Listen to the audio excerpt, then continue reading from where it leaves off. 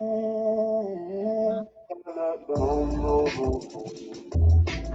the black mind right. Get the black mind right. Get the black mind right. Get the black mind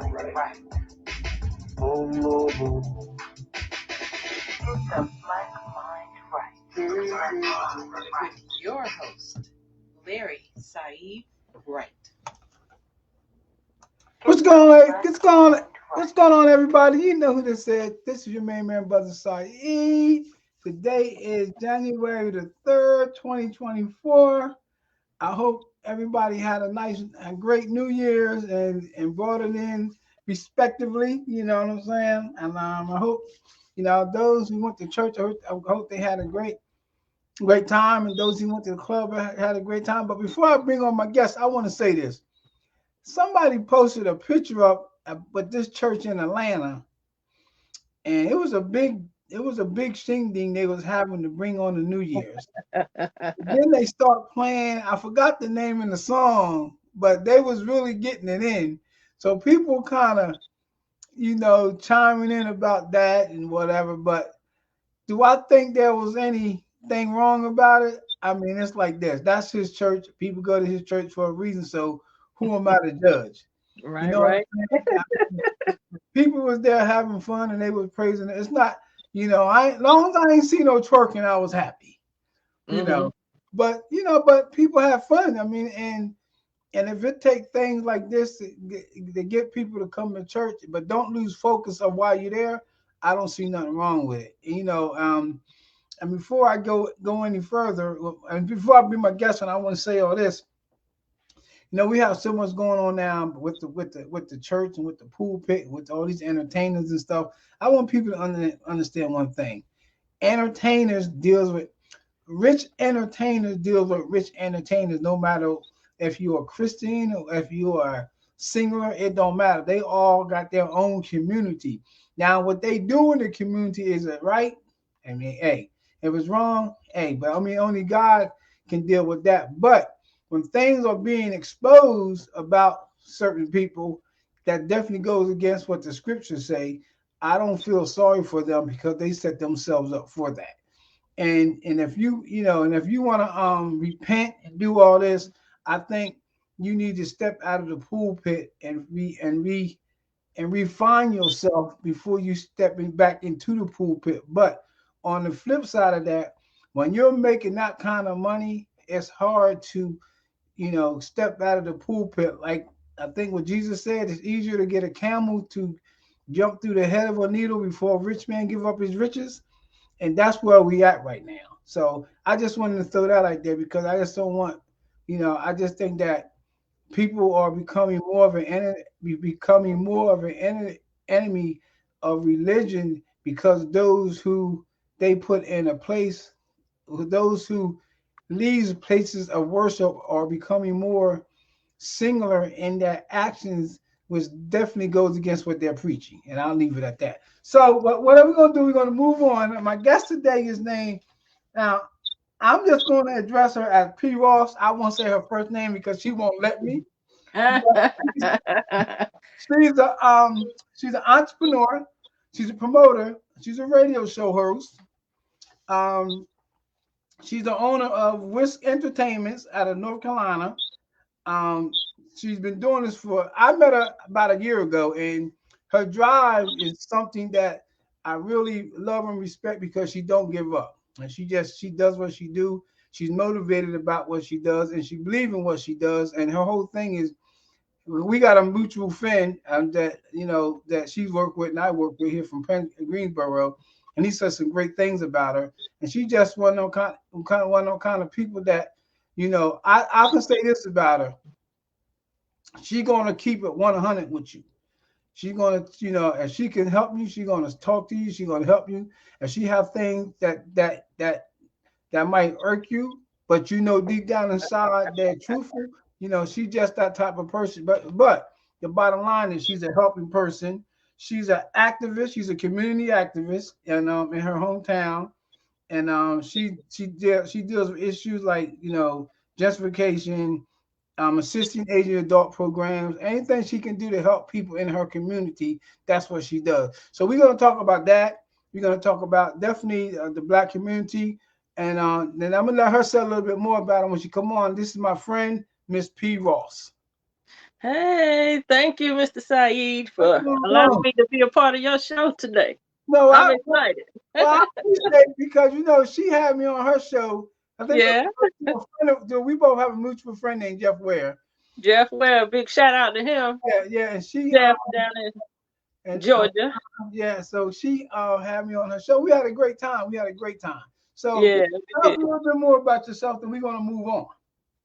You pretty much touched on it. I'm a new person in the entertainment. I'm new at the entertainment business. I like to say I'm only 6 years old, but entertainment has been in my blood since I've been a youngin, as they say, or a small child.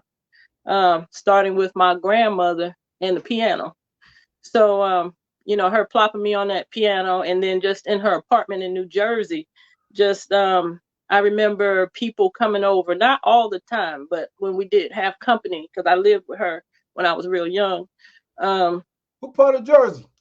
Newark. Oh, Brick City. Newark. So I remember people coming over either singing.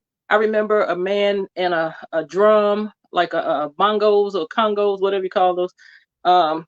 People doing things around the piano, her trying to tap dance for me on a little space on her floor. She swore up and down she could tap dance. And then not only that, with my dad too. I remember my dad having a guitar in the home. And then moving to North Carolina, the thing was church and being in the choir. I remember somebody saying, "You want to be in the choir? What's a choir?" I didn't know what a choir was. And so, yeah, I joined the kids' choir, and somebody put a microphone in my hand and taught me a song and said, "Hey, lead it." I'm like, "What?" So always was fascinated with it, TV and all this and all that. And then just thought, okay, I want to make a career or living out of this. But just kind of, in high school, I got the opportunity to be a part of a closed circuit TV program that we had on campus at my high school. Shout out to Pinecrest High in Southern Pines, the best high school in the land. I was given the opportunity to be in there my junior and senior year, and that was going to be my path to go on to college and go to Hollywood, basically. And I thought I wanted to be in front of the scenes or on scene, in front of the scene in Hollywood, but I was like, nah, I think I'm more of a behind the scene type of person. And but that didn't happen for me. I mean, I just 35 or 30 plus years ago, I started out in college, Winston-Salem State University. Shout out to the Rams. I did not graduate, but when I was there, I was rubbing elbows almost with people that you hear about today, Stephen A. Smith and Miss Maria Howell, Color Purple, actress in The Color Purple, the original. And I'm rubbing elbows around these people, not knowing where their careers was going to take them. But anyway, the entertainment business, it was just in my blood. It kind of subsided a little bit after I left college. I did not graduate, but I left and just started just doing a variety of things. And then here I am 6 years ago later, trying to do something with it now. When she says she's new to the game, 6 years doesn't make you new. It just proves that you still at it. You still doing your thing, and you like what you do, and you keep it moving. And so you've been like you said, you've been doing a whole bunch of different things. Well, what just makes you want to? Okay, let's talk about being an entrepreneur. Okay, so your entrepreneur journey. Okay, how does it start? Where are you at, and where do you want to be? And I'm not just talking about entertainment, I'm just talking about like all the things you do. Okay. Well, as I said, I left college early, not succeeding in graduating in mass communications as I had set out to do. From there, I just jumped into a variety of things, and I always started at entry level, whether it was restaurant, some type of retail store, whatever. And jumping in at entry level, I was always asked by the higher ups to manage, whether it was an assistant manager's position or a manager's position. They saw something in me that made them feel comfortable enough to ask me to run their business. So again, fast forward to now. I've done it so long for so many different people to like now I'm like, why don't I just do this for myself? And I made that decision 6 years ago to, okay, I love entertainment. Let's do it for myself. Now, where are you from? Is it a small town? Where am I from? Is it a small town? Oh yeah, very small. Not too small. I mean, it's widely known. If you heard of Pinehurst, I sit outside of Pinehurst, so that's where I grew up. Mm-hmm. I'm originally from Washington, D.C., and moved around a lot when I was small. So Washington, D.C. is where I was born, stayed there for a minute. Maryland, stayed there for a minute, went to New Jersey. And then my parents' hometown is actually North Carolina. Both of my parents, they're from North Carolina. So they split up. My mother brought me here, and this is where I was raised. So I'm a North Carolinian from a small town outside of Pinehurst, North Carolina. Okay, so I was read you said you do some activist work. Okay. Yeah, so let's talk about that. You do activist work. Well, this. But let's just because before we start. Okay. Okay. Do you believe in Are you pro-black, and do you believe in do you support black nationalism? Am I pro-black? Of course, I'm a black person. So both of my parents are black. I'm black. I'm no half-breed, none of that. I'm black. To say I know what black nationalism is, I do not know with a strong definition. Okay. But I do support black organizations. Maybe not all of them, but I do. And all black nationalism means that you support your businesses and your community. So if anybody tell you anything different, that tell them stop. That's okay. All. So yes, I do try to support my black businesses as much as I can. Right. So right. Yeah.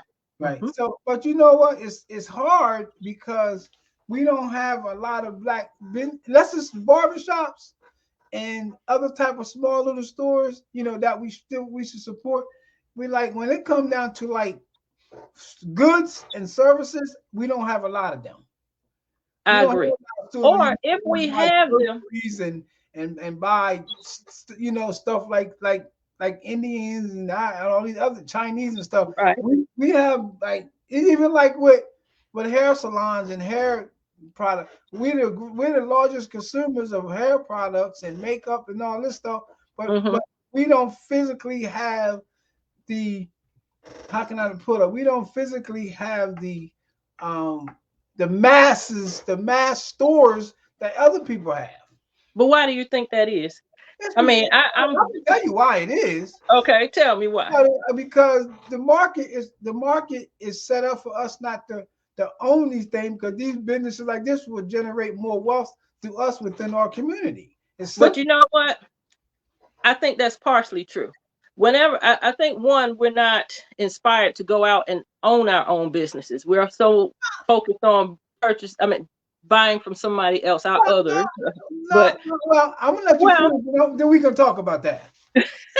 But here's the other part too. I think I see a lot of now, as I said before, a lot of times when I started somewhere entry level, whether it was a restaurant, a retail store, a hotel, whatever, and I've had a variety of things I've done in my lifetime.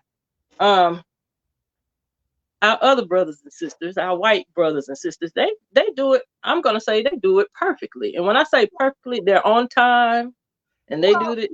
Wait, let me finish. They do it on time. But let me tell you what we do. If there's anybody that like to chime in this conversation, because this conversation getting ready to get deep, and I have to represent my people on this conversation. Wait a minute, we're the same people, sir.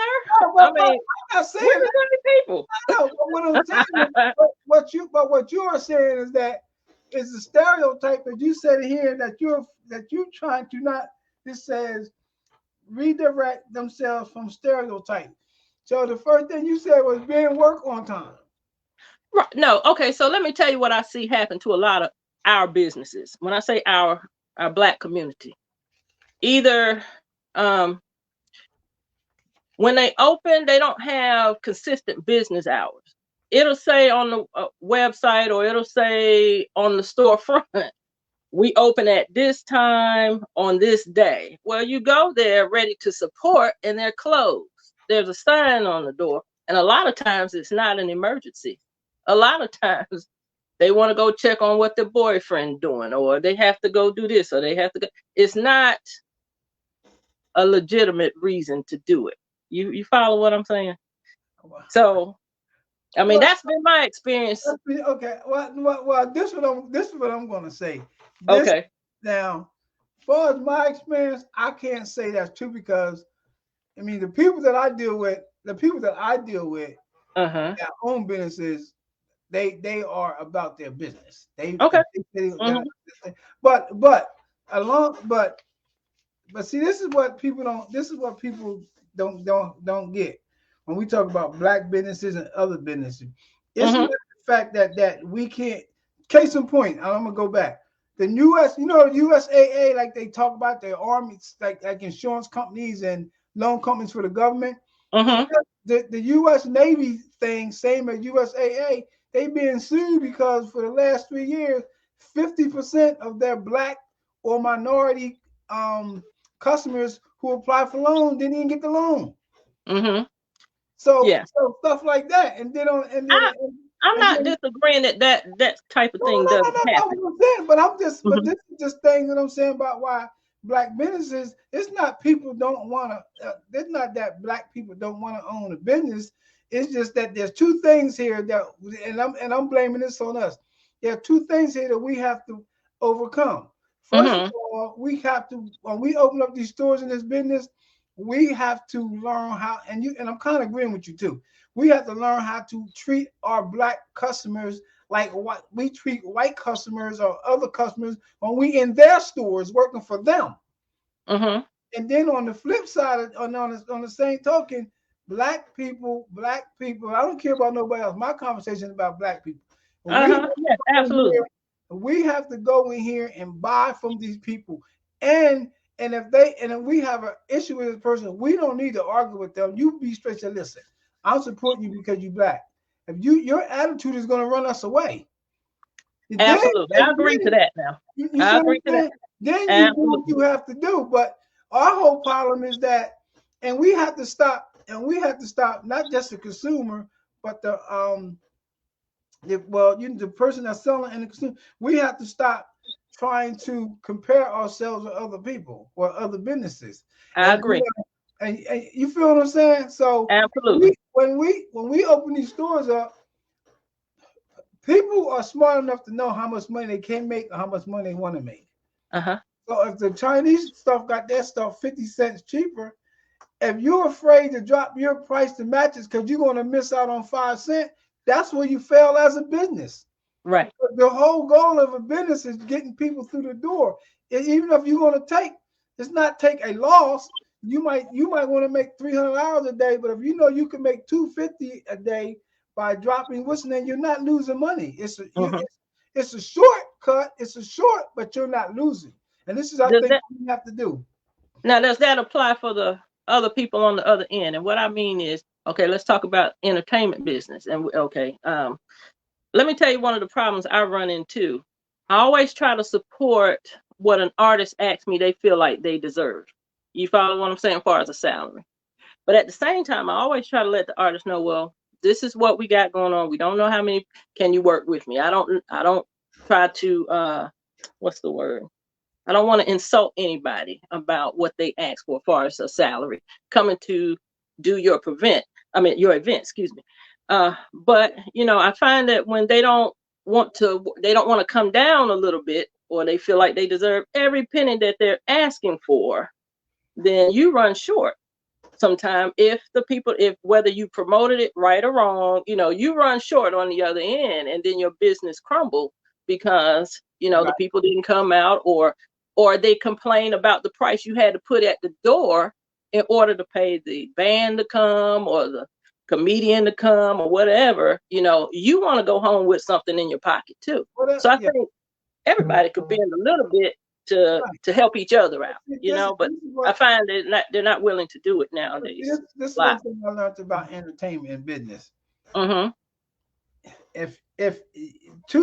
First thing you do is you go to their webpage, you go and see who's following them and how many followers I have. And then the next thing you do, if they did a gig, it's nothing wrong with you calling the last person they did the gig with and say, hey, how's this band? What type of following do they have?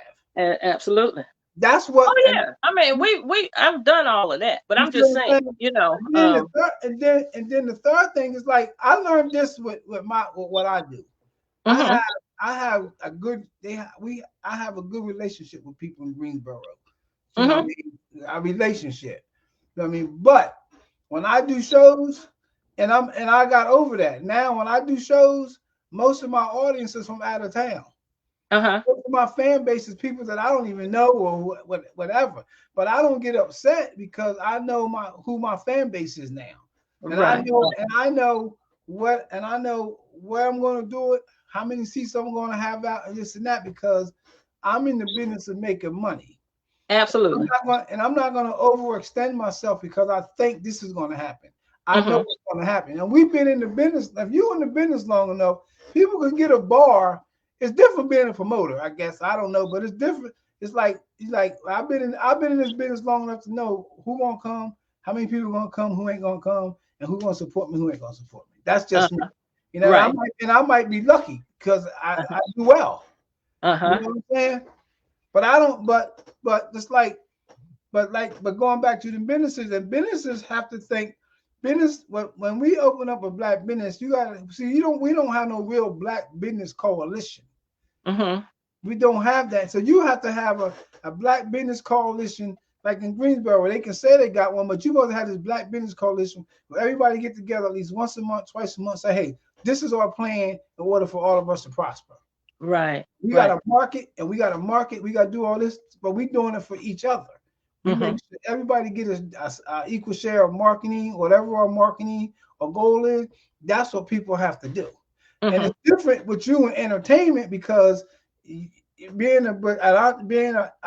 you do as a promoter, you're dealing with so many different people from so many different places. You know what I mean? Like that. But far as business, this is something I think we need to do. Yeah, and I've seen a few circles of people. I mean, I've seen a few circles, black circles, that's doing that. And hand clap to them. That's doing and working it very well, it appears. I had a friend recently say that to me. He said, hey, this is going on. I see this and I want a piece of the pie. I'm like, I do too, so I guess you just shop around to see who's willing to be a part, and you come together and do what you feel you need to do. Okay, so what are your strengths? What are my strengths? In what areas? Just in general? In general. I'm a go-getter. I would say up front and foremost, I'm a go-getter, and I don't stop until I try to make something happen. I'm a go-getter. That's a strength of mine. So we're gonna talk a little bit about I'm gonna stay on the black community thing for a minute. Okay, all right. That's what we need to talk about. So I got friends that I be talking to from like New York, Connecticut, and they talk about all this gentrification right now. Right. But what I explained to my friend, I said gentrification is working because we letting it work, because we don't have nothing in our community that we consider has a value to it. Right. And white people or whoever is doing the gentrification see the value of that property. They see the value of something there because they are the value. Right. They're going to support whatever they do with this gentrification, whatever they do in that community, they're going to make sure all them businesses feed off of each other. Right. But on the flip side of that, I told somebody this. I said, see, everything. It goes, what goes around comes around. In the 60s and whatever, the white people was happy that we was sending all the blacks in the city so they could move out in the woods, out in the suburbs. Now it's flipping. Now they want to come back in to the city and gentrify and move us out. But what our rich, let me say this, I can chime in. Malcolm told them, King told them, everybody told them, if you go out here with all these rich people, we buy land, buy enough land to build our own stuff from scratch. No, you can do business with Walmart, and you can do business with anybody, but you have to own the property that building's going to go on. Because once you own the property, you set the rules. Right. So we got a neighborhood that's 90% black. Yeah, Walmart, come on. But you want to hire 90% of the black people in this neighborhood, in this community. That's how it's simple. And then even on the flip side of that, which they don't think, you got this big black community, right? You got all these people in this community say, listen, we're going to get a big store here. We need everybody to buy X amount of shares. Now, when that big ass store get built there, and you own the store, the whole community own the store, so you want to go buy because now your shares and your stocks is growing. That's right. What they do. We won't do that. Right. Why don't we do it? Because why won't we do it? Am I being interviewed? I'm just kidding. Let me answer that question for you. We won't do it because we have $1.1 trillion of worthless spending power because we don't know how to use the money to create more with the money we have to spend. We have to invest. You know what I'm saying? So you got Oprah, Tyler, Magic Johnson, Michael Jordan, all these 15. You got all these Jay-Z, all these rich people. Now So why are these 15 rich people not putting their head together and saying, listen, we're gonna go buy 360 acres of land because America is for sale. We're gonna buy this land. We're gonna come in. We're gonna cultivate this land. We're gonna build on this land. We're gonna name this our town, whatever, and we're gonna put this store in here.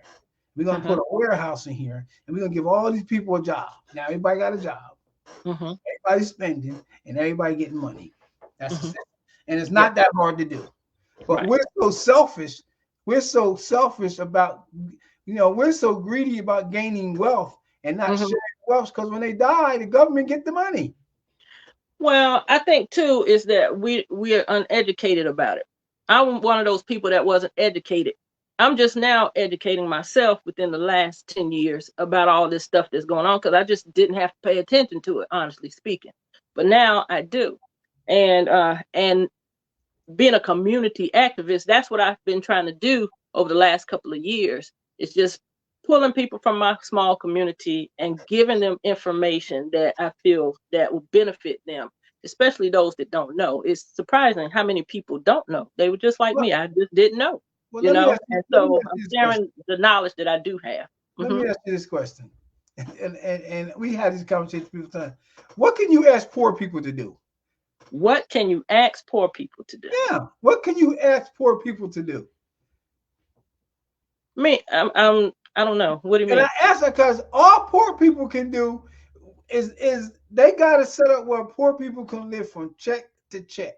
Poor people do this to this. Now, on the flip side of that, if somebody came in and said, listen, this is what I need. This is what I'm trying to get y'all to do. And this is where the education part comes in at. Absolutely. You can't, somebody like me and you, they're not going to listen to. Because go ahead. No, go ahead.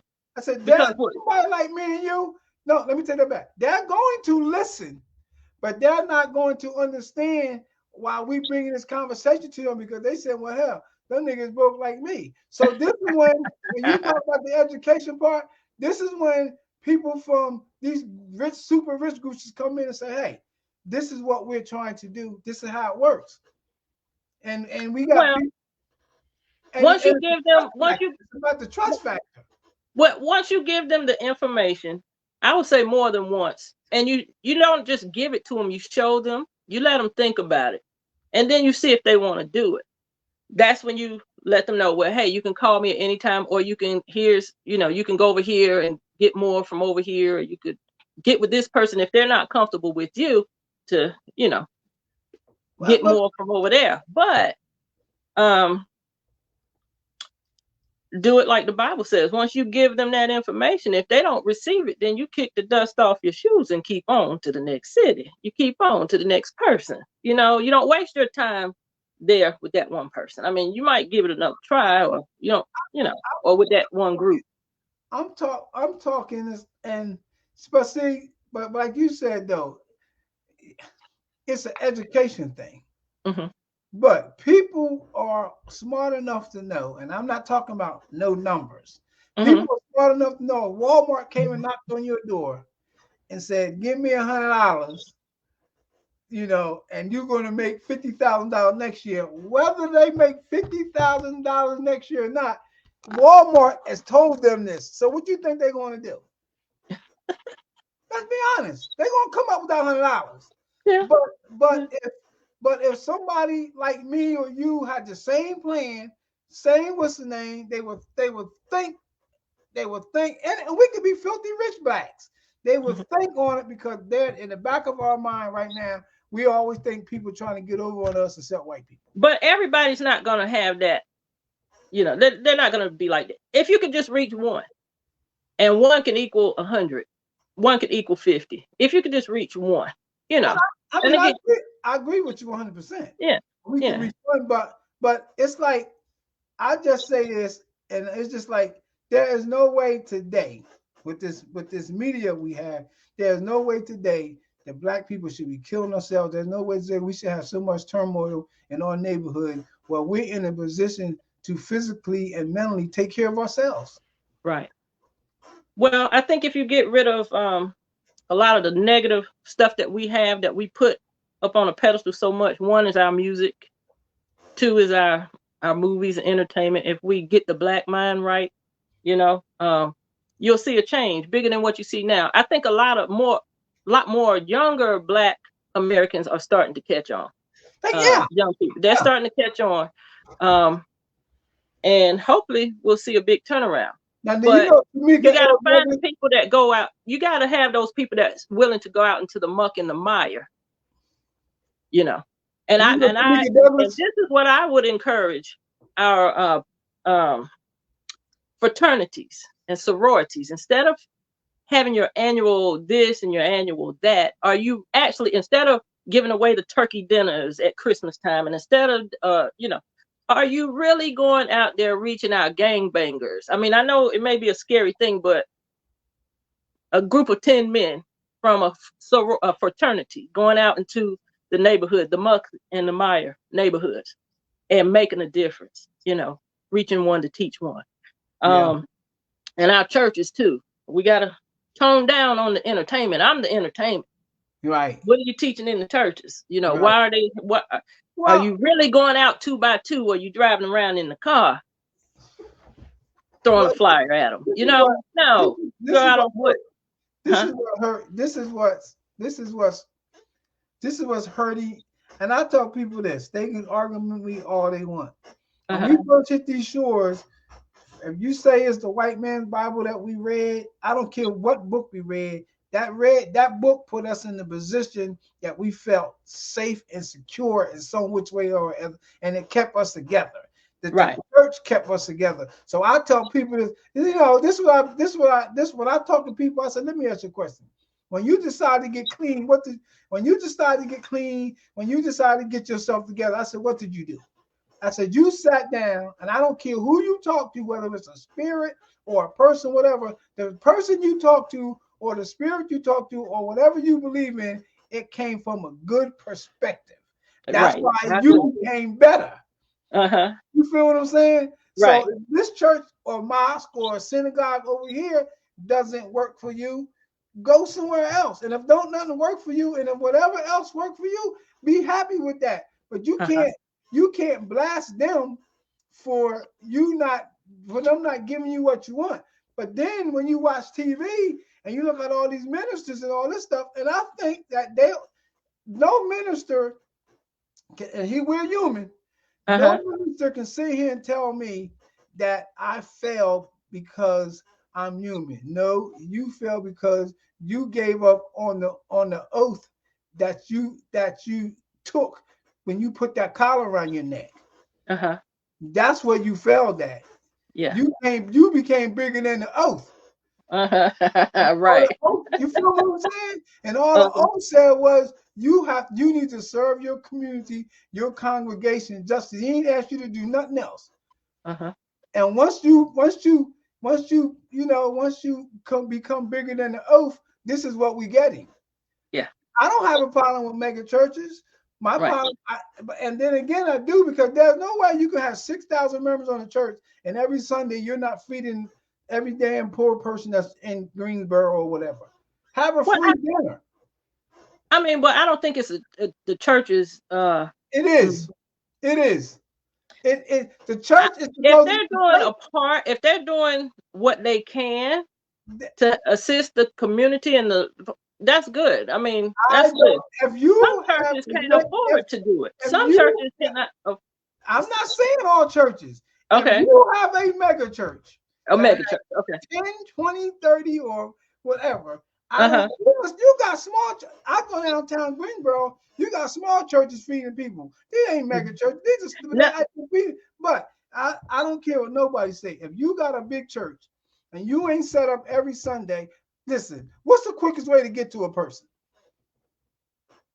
You feed them. Oh, You yeah. feed them. Out of all them people, and But like there are people doing that, but then what? I mean, now let me tell you this too. Now, one of my many jobs I've taken, one of the many jobs I've done or served in is a church. I've worked in the church and I worked finances in the church. Okay. I have a bit of a banking background, like 10 years of it. Do they have a building So, fund? I'm just kidding. huh? Oh. And I've seen how quote unquote poor people use the church. Okay. So you got to really be careful with that type of thing. No, I've seen it. I've seen it. I've seen people inside the church misuse the church. You didn't hear what I said. You What? didn't hear what I'm saying. I'm hearing you, but I'm trying to get you to see the other side of it too. That's what I was trying to say. What I'm saying is this: I don't care about nobody. I don't right now.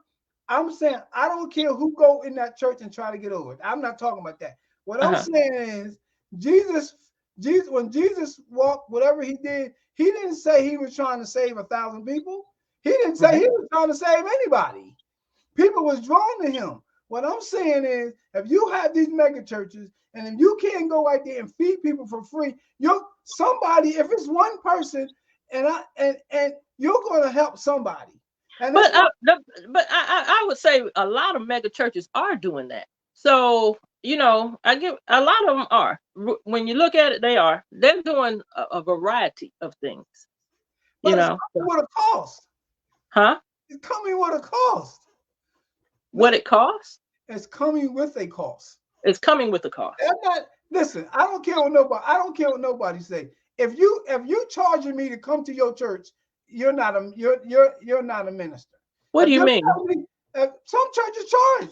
Some mega churches charge. Charge who? Entry. Oh yeah. I mean, how do you expect the church to keep feeding the poor in masses if you don't pay something? Everybody's not paying their tithes and offerings like they should or like it's required. So the church, I mean, you got bills in the church. I mean, you got the church is not a bank. What I'm saying is the church is not a bank. But how about this, Syed? How about we teach the poor how to support themselves? You know what I'm saying? We can do that. We can show them. We can there's all kind of upward bound programs out there to teach them how to not depend on the church and the church's money. And after they have come out of the muck and the mire, to give, to support. Or, so what? The church put us on a program where they're charging $10 or $20 or whatever. As long as all of that's not going to use and misappropriately. You understand what I'm saying? But the church needs funding to survive. They can't just, I mean, what do you think? Huh? I'm not disagreeing with you. All I'm saying is this. All I'm saying is this. If you have these small churches out here on Sunday. I'm just basing everything I see in Greensboro. I don't know about New Orleans. Okay. Yeah. You know, Well, see, but I would say don't look at it like that. I mean, there's a lot of churches doing a lot of good things for people. If I see small churches in these communities feeding these people, Mm-hmm. these ain't major churches, but then I don't see major churches like they're doing the same thing. I should be able to speak on that. Now they might come to me and say, we doing this and that. Listen, if that's what you're doing, that's fine, but I don't see you right there amongst the masses. Well, I mean, you just may not be. I mean, I can't see what every church is doing. You can't see what every church is doing. It may be that you're in California when they're doing whatever that you're saying that they're not doing. I'm talking about Greensboro. Okay. When I go downtown. That applies to Greensboro too. So. Okay. But listen, if I'm not against, I just want people to know, I'm not against church. I'm not against nobody. I'm not against what anybody believe, because what you believe is get you to heaven, and what I believe is going to get me to heaven. I just wholeheartedly believe that unless people, no matter if you in your house, if you in a business, if you in a church, unless people come, and you said this earlier, unless people come from behind them closed doors and start becoming more of a community, this is what we got. Right. You feel what I'm saying? So so that's just that. I guess I didn't see been through so much, because I grew up in a Pentecostal church. And I swear, when I left that church, I thought I was going to die from damnation. Right. I get you. I understand. I'm like, wait a minute now, what is damnation? Because anytime something happened, here's come the word damnation. But I'm thinking to myself, as I'm getting older, if God is a loving God, you know what I mean? Why is it always about in the end you're gonna die? Well, and we are gonna die, but it's like, where's your soul gonna go after eternity? I already know I'm going to heaven. Okay. No, he already told me. Okay, I believe you. Okay.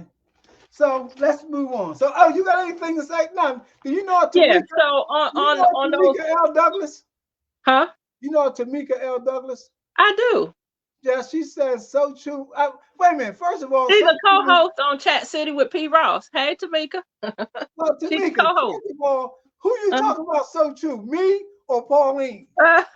Or Miss Piggy? Miss Ross. We need to get that clear, because I'm never wrong.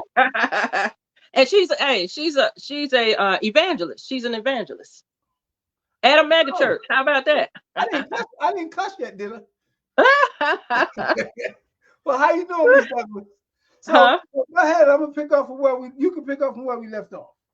I want to just for those that don't care to follow church in the Black community, or they're fed up with church, here are some other good leaders to follow, or to kind of inspire you to come out of the muck and the mire. And I'm gonna just say this one, and the Christian community may get me for this one. Minister Louis Farrakhan is a good one. And not that I believe everything that he believes, but man, he's a good motivator to help you get out of your rut in the Black community. He has a lot of great knowledge. He does, and he's a Winston-Salem. He's a Ram. He attended Winston-Salem State.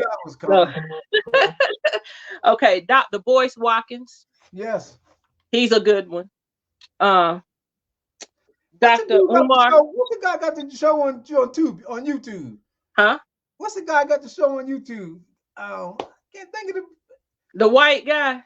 Black guy. He's a black guy, but his last name is White. No, I'm trying to know his I can't think of his name right now, but Charleston White is a good one. I'm just gonna say that. I've been listening to Charleston White. Do you know who that is? Yeah, Charleston White D. He's good. I like him.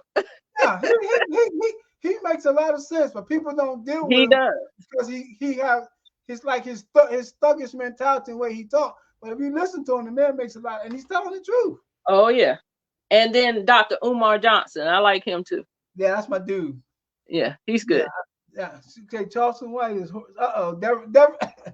Deveron said, this is my man Deveron. He said Charleston White is horrible. Okay, I mean, he's horrible. Is that what he said? It's hard. Okay, explain why, brother. He's horrible to a point. But I mean, he plays now, both.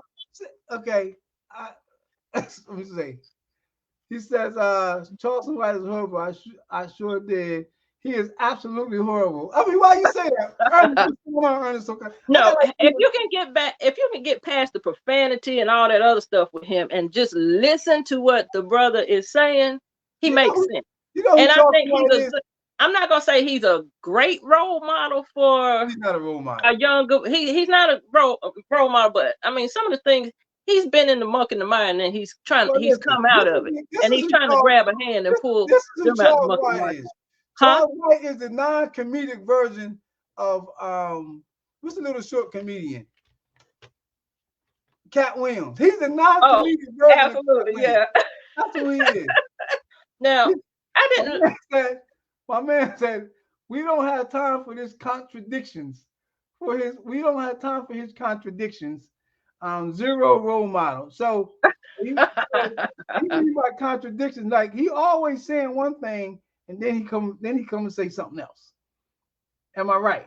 That's what I'm asking Devron. But you know, like I said, I listen to him. Some of the things he say make sense, you know what I mean? But right. Yeah. It's just how he say it. It's how he said his delivery. But his delivery kind of make you perk up and listen a little bit, though. I mean, you know, whatever you do to captivate your audience, to get your as long as it's not too great. You better get a bodyguard. Absolutely. I agree with that. Now he has to keep this. So he said now he has to. Let me put this. Now he has to keep that role forever. Not necessarily. I mean, and I don't want to wish bad luck on nobody, but if he don't change how he talk and how he carries himself, he's going to be in a lot of physical. Well, this is what he said. He said, when I put on the suit and the tie, nobody wants to listen to me. Not from the black community. He said, but then when he switch up, everybody he got the spotlight and everybody's ears perk up. They listen. They stop and listen to what he has to say. The thing about it is like I remember him saying that when he wore a suit and tie, nobody listened because he wasn't probably speaking the way he's speaking now, which he, like you said, I got to go to hood to reach my hood people, but he's jeopardizing himself by the way he's carrying himself. If he dressed hood and had a conversation like Nas or even Tupac or DMX who ain't here, if he dressed hood and had that and talked like them, he wouldn't be the enemy to people because his whole conversation is about disrespecting people. Right. Mm-hmm. You feel what I'm saying? Right. That's the whole conversation. So he says, still no reason to pander.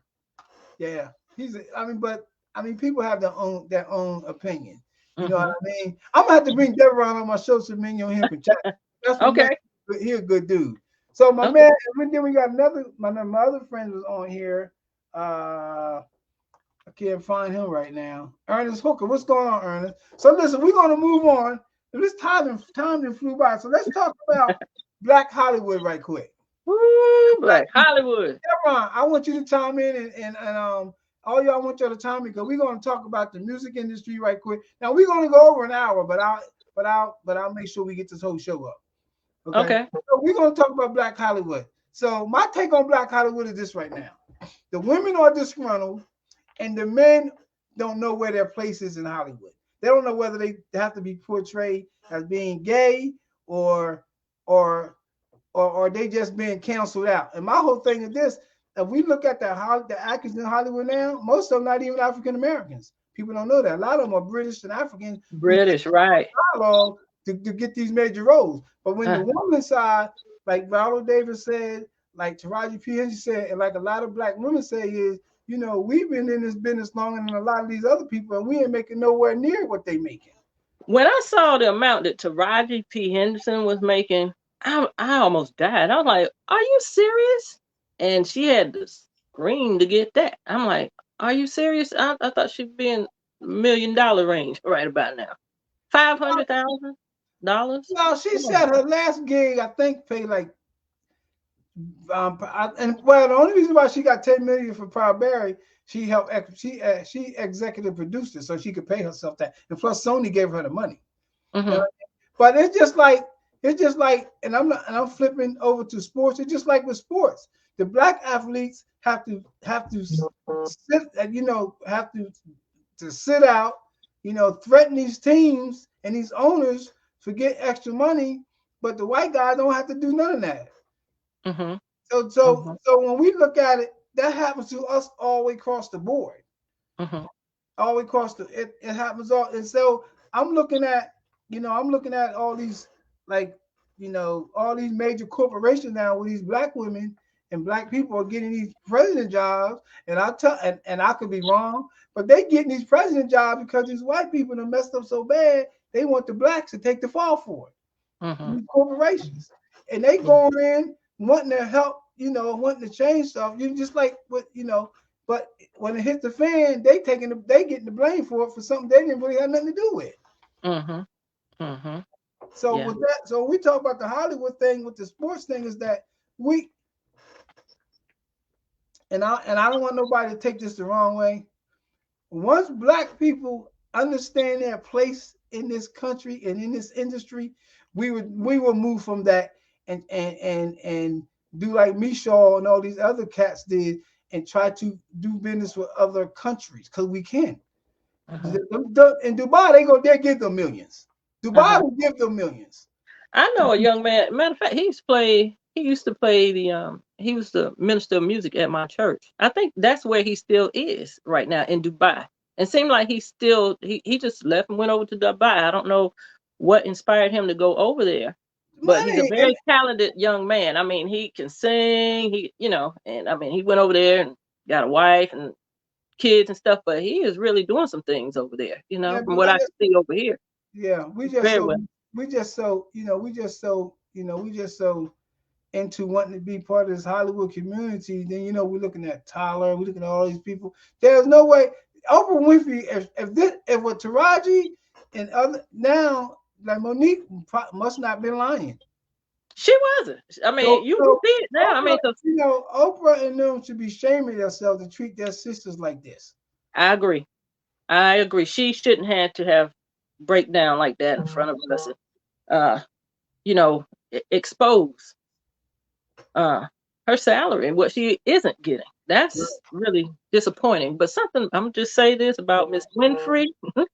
Let's just say I know people that know people, and before I even got to where I'm at now, I know this girl whose father dealt with Oprah on a close level or had to. And that's the one thing she used to tell me back before. And I was a admirer of Miss Winfrey. That well, I don't want to say how she put it about Miss Oprah, but I think people are starting to see it now. So, Yeah, come to the light. and it's like you can't. They don't understand. OJ, OJ, the OJ trial showed people how stuff work, but we let OJ back in. Then what did OJ do? Went straight back over there and got caught up again. See, we can't keep letting them back. We can't keep letting them back in and out when they think they in trouble. They come to the black community. Well, I'm gonna say this: the black community is tough sometimes, and I'm gonna speak from experience. They don't let you. I don't know if I should say this, but I mean, it's a challenge. You go where you feel comfortable, because the black community is not so welcoming all the time because of some of the things you mentioned earlier. I mean, there's jealousy, or they're afraid that you're gonna take what they got or whatever, and then some do steal from you. I mean, it's just what they all do. Challenges. So I think people such as OJ, they go where they're comfortable. It's not that they've forgotten the black community at all. It's just that, I'm comfortable here, and that's okay to be comfortable there. It doesn't mean you're giving up your roots or your black card. You got to watch the documentary on OJ. They groomed OJ to be the man he was until he fell off. They groomed him. So we got I don't want to say his name I'm right. gonna say okay. I'm gonna say this about OJ. When that happened, and I watched that trial faithfully. I mean, back in whenever it happened, I remember the chase on the news, and I was just glued to the TV. After listening to everything, I think, I mean, it was no doubt in my mind that OJ killed his wife. Now, when the glove thing happened, I was like, oh, I had doubt there, you know. But there was a history of abuse from OJ. I'm not gonna say the white community prepped him to do that. No, that came from okay. No, when I said that, All right. you follow. What I mean by that is, if you do the history about OJ from high school up to when he fell, he was groomed to be that dude. They groomed him to be that dude from high school up to when he fell. They groomed OJ. That's why he said, "I'm not this. I'm OJ Simpson." They groomed him from high school to where he fell to be that dude for black people. I don't think they groomed him. I just believe he's got to take some responsibility. Look at the documentary.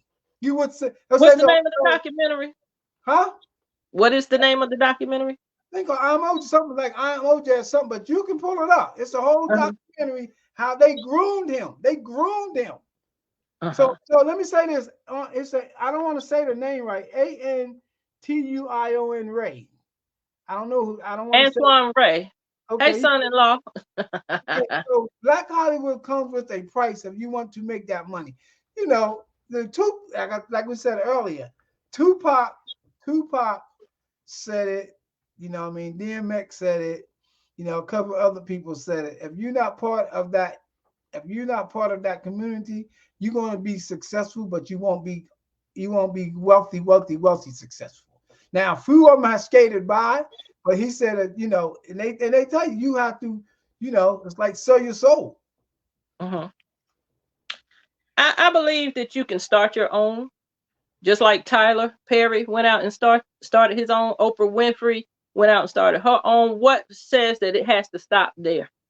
You know, what says that it has to stop there? You don't have to rely on Hollywood all the time. You got people such as yourself, Syed, that are making independent films all the time. And there's another gentleman, Ty Banks. I mean, he's doing a lot. He's out of the Raleigh area. He's got a lot on Amazon right now. You're doing your thing. I mean, it doesn't have to. The sky is the limit. The sky is the limit, but it's like this though. Jay-Z, Tyler, Oprah, anybody you name that's got that, they still have to answer to people. They got to answer to the industry that runs that market. You know, they could go in there and tell Tyler Perry right now, we're gonna shut you down because we don't like you. They can do it. Michael Jackson. Why can't we be those people? Jackson, huh? Why can't we be Hollywood? I mean, why can't we be? Why can't we put our stuff together and be what Hollywood is today? Because the market isn't set up like that. I mean, why can't we create our own market? They try it. It's not going to never happen because we don't have the wealth. Okay, why not? I mean, again, you mentioned earlier people coming together. Why can't we create our own wealth? We're not educated, and those who are educated, and those who are educated, that Oprah and them isn't going to risk. You know, and I want some people to chime in, but Oprah and them is not going to risk their wealth on people that they don't feel have any value. But what I'm saying is, why can't people create what the others have created? Why do we have to rely on that? That's what I'm saying. Michael Jackson owned 55% of Sony, and they killed him. Okay, that's the rumor. He owned 55% of Sony, and they wouldn't give him permission to put out an album. And he owned 55% of Sony. So why can't we create our own Sonys? That's what I'm saying. Why do we stop right there? I mean, so I'm gonna answer that question like this, because I can't really get into it. The music industry and the film industry, you know, they own what we're doing now. Regardless if we, you know, Tyler Perry's an exception to the rule, but Tyler Perry still have to go to these people and say, hey, I want to work out a deal to show my stuff on your network. Because believe you me, if Tyler Perry had opened up his own studio and said, I'm gonna have my own network, it's gonna happen to us, But the bottom line is somebody he gonna have to go to somebody to get that network. Just like Oprah don't own, she own, but she don't own the network. Right. So that's what I'm saying. It may sound far-fetched, but that's how I believe. Why can't we be the network? That's what I'm saying. Why do we have to stop right where we are? Why can't we move towards being the network? You can't. I might not see it in my lifetime. I mean, I want to encourage the next generation to go ahead and try to do it. We're not going to be a system that was designed for them. Okay, well, designed for us. We're not sitting at, Malcolm said this. If I'm sitting at the table with you and I ain't dining, I'm just sitting at the table. Mm-hmm. So meaning that if I'm sitting here and if my word doesn't have any weight to it, why am I sitting here? Mm-hmm. So no matter what, if you sitting at the table with these people, the table is going to be majority of the people that don't even love you. You just sitting there because they pretty much being nice to you. But at the end of that meeting, at the end of that day, you're not going to be part of the majority. You're going to be part of the minority. And that's where we at. So look, we get ready to close. Give me your closing thoughts. But we're going to have to do a part 2. Hey, you can continue tomorrow. I don't have any guests for my show tomorrow. You want to come to Raleigh? I got to work.